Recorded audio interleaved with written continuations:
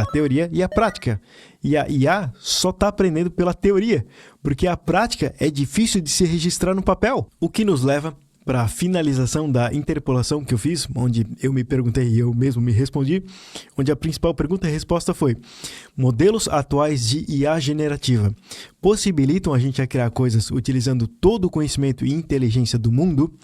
E não possibilitam, porque eles foram criados em cima do nosso protocolo limitado de comunicação, que falta informação, falta a loucura que acontece dentro da nossa cabeça, e essa loucura faz parte e se demonstra no resultado final das coisas.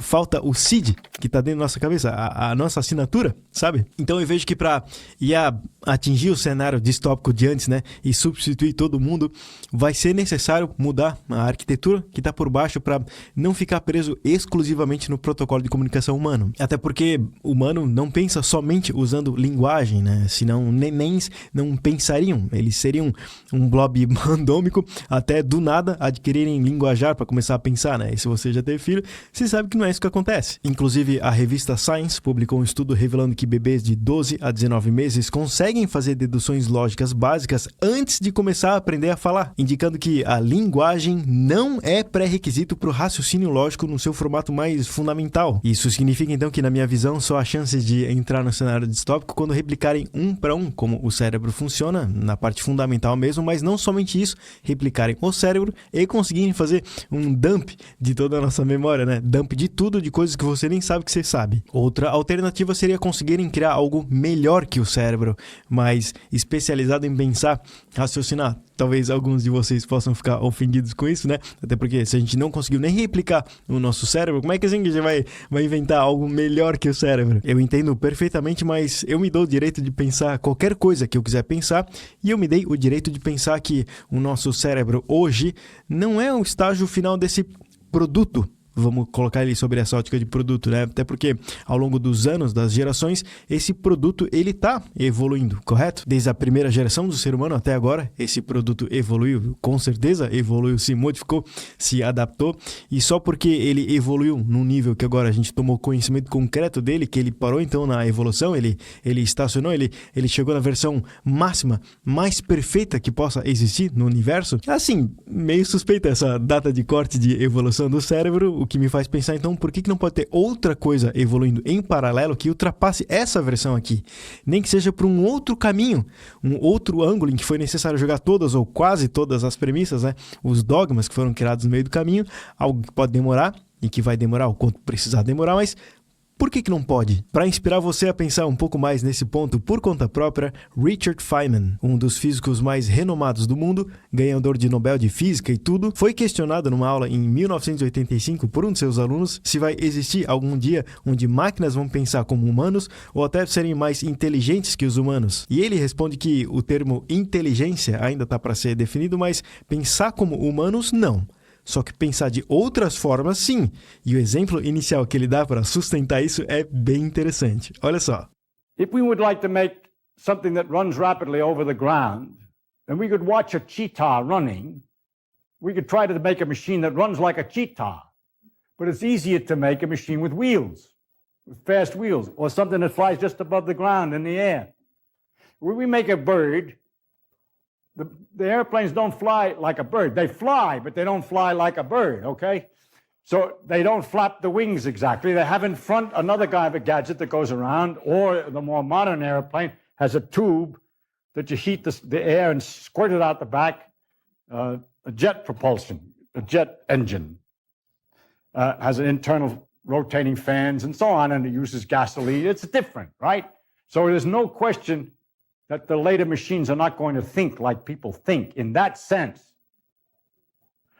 With regard to intelligence, I think it's exactly the same way. For example, they're not going to do arithmetic the same way as we do arithmetic, but they'll do it better. Let's take mathematics, very elementary mathematics, arithmetic. They do arithmetic better than anybody, much faster, and differently. But it's fundamentally the same because in the end, the numbers are equivalent, right? So that's a good example of it. We're never going to change how they do arithmetic to make it more like humans. That would be going backwards. Because the arithmetic done by humans is slow, cumbersome, and confused and full of errors. Where these guys are fast.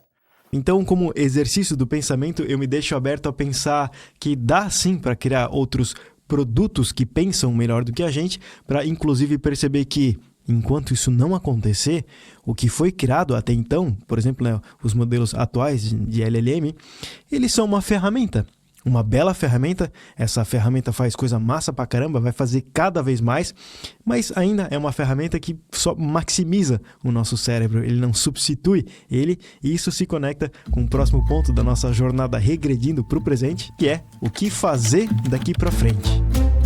Bom, o presente é o único ponto em que você pode atuar, como eu comentei, e eu vejo que hoje a inteligência artificial é algo que já obviamente veio para ficar, vai ficar cada vez melhor, mas que está longe de eu delegar integralmente o meu trabalho para ela. Primeiro porque eu sinto que o produto resultante de uma IA solta completamente, né, no estágio atual, é Go Horse institucionalizado.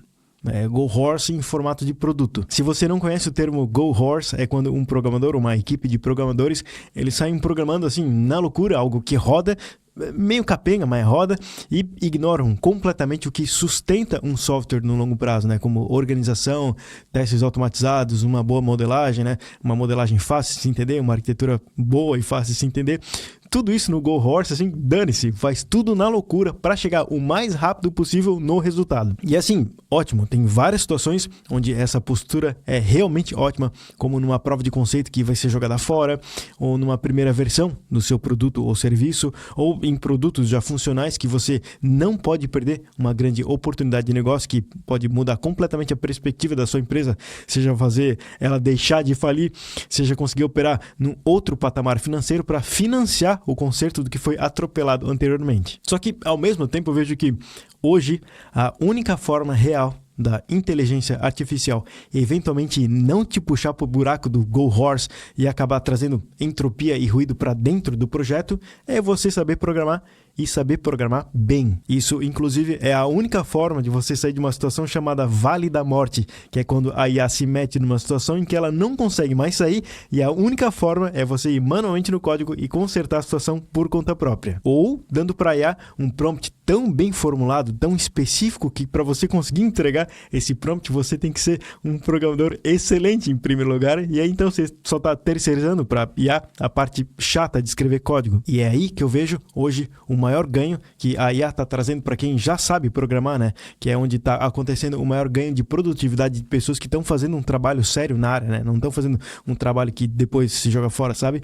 Que é transferir para a IA um negócio conhecido por busy work, que são aquelas tarefas repetitivas, chatas, ou até em casos que você já entendeu exatamente o problema central do que está querendo se resolver, aí entregar a parte mecânica de programar isso para IA. Inclusive, essa nova dinâmica de trabalhar continua totalmente conectada com o paradoxo de Jevons, onde à medida que as melhorias tecnológicas aumentam a eficiência com a qual um recurso é usado, o consumo total desse recurso pode aumentar ao invés de diminuir. Ou seja, com a terceirização do busy work, o que pode economizar, sei lá, 50% do seu tempo, você não vai acabar ficando 50% do tempo que restou totalmente parado, né? Descansando. Não, eventualmente você vai usar esses 50% ociosos para continuar produzindo. Logo você vai produzir o dobro. Então, dentro de uma empresa, quem é programador bom não está com seu emprego em risco, né? Muito pelo contrário, porque quem é bom pode conseguir agora virar o dobro de bom. Então, se antes talvez um salário estava inflacionado, agora a conta pode começar a fechar com mais facilidade, o que naturalmente vai criar um contraste com profissionais que não estão performando tão bem, por não saberem programar de verdade, por não conseguirem trazer resultado concreto e entraram por conta dos últimos hypes, ou profissionais que estão de sacanagem mesmo.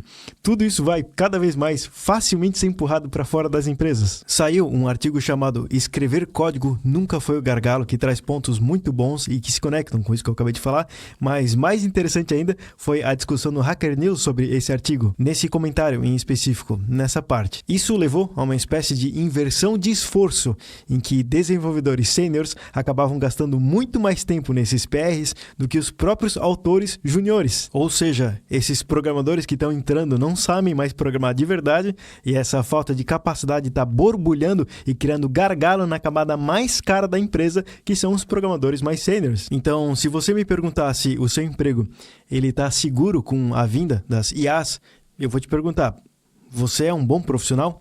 Você estuda e pratica a programação? E se você responder não, ou por teimosia, escolhe ser um profissional ruim, eu vou responder que não.